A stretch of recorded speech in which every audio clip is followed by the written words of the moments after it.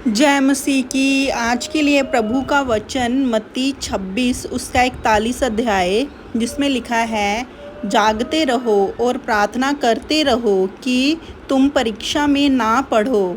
आत्मा तो तैयार है परंतु शरीर दुर्बल है।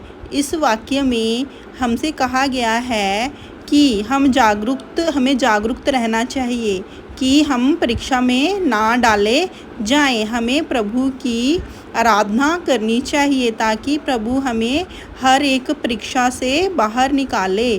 और इसमें हमें कहते हैं कि हमें प्रार्थना करनी चाहिए। प्रार्थना करते रहो का अर्थ है कि हमें अपने प्रभु के साथ हमेशा संवाद में रहना चाहिए।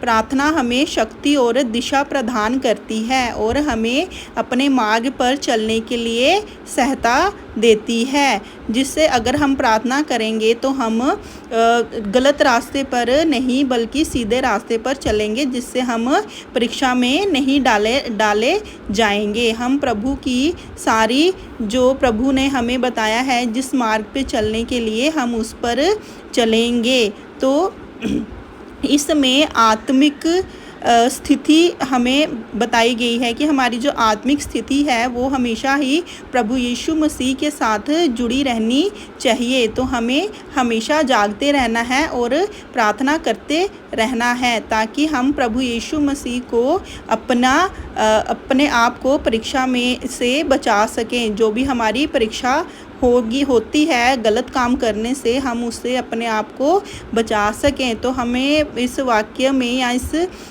मत्ती 26 उसके 41 अध्याय में कहा है, जागते रहो और प्रार्थना करते रहो, कि हमें हमेशा प्रार्थना करते रहना चाहिए और जागते रहना चाहिए। मतलब कि होश और आवाज़ में रहना चाहिए ताकि हमें पता हो कि हम प्रभु के दिए गए उद्देश्यों पर चल रहे हैं कि नहीं, हम प्रभु के दिखाए गए मार्ग पर चल रहे हैं कि नहीं, ताकि हम कल को परीक्षा में ना डाले जाएं। हमारे लिए प्रभु यीशु मसीह ने अपनी जान स्लीब पर दी है। हमारे पापों के लिए उन्होंने अपना खून बहाया है। हमारे पापों के लिए उन्होंने अपने आप को स्लीब पर टंगाया है। इसीलिए हमें प्रभु यीशु मसीह के साथ चलना चाहिए, उनकी दिखाई गई राह पर चलना चाहिए, जागते रहना चाहिए और प्रार्थना करनी चाहिए। हमें घुटने टेक कर प्रभु के आगे प्रेयर करनी चाहिए ताकि हम प्रभु के आगे अपनी शारीरिक और आत्मिक इच्छाओं को, जो हमें ज़रूरत है,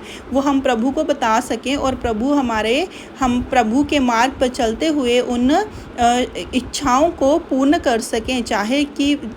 चाहे वो जिस तरह की मर्जी इच्छा हो, चाहे वो हमारी नौकरी की इच्छा हो, चाहे हमारे वो घर की सुख की इच्छा हो, चाहे वो हमारे घर में जो कलेश होता है उसको हटाने की इच्छा हो, या फिर कोई और जो हमारे मन की ख्वाहिश है, हम उसको प्रभु के साथ रहते हुए पूर्ण कर सकें। तो प्रभु हमें क्या कहते हैं कि प्रार्थना करते रहो और आत्मा को तैयार करो ताकि हम अपनी परीक्षा दे पाएँ। मतलब कि जो हमने अच्छे काम किए हैं, हमें उन अच्छे कामों की अच्छी परीक्षा मिलेगी और हम उसका उत्तर अच्छा, मतलब सही ढंग से देंगे तो हमें उसका रिज़ल्ट मतलब पॉजिटिव ही मिलेगा, अच्छा ही मिलेगा। लेकिन अगर हम अपने कर्म, कह लो कि अगर हम अपना मार्ग गलत चुनते हैं तो प्रभु यीशु मसीह हमें गलत परीक्षा में डालेंगे और हमें उसका रिज़ल्ट भी गलत मिलेगा। तो हमें प्रभु यीशु मसीह ने कहा है कि आराधना करते रहो, प्रार्थना करते रहो ताकि हम परीक्षा में ना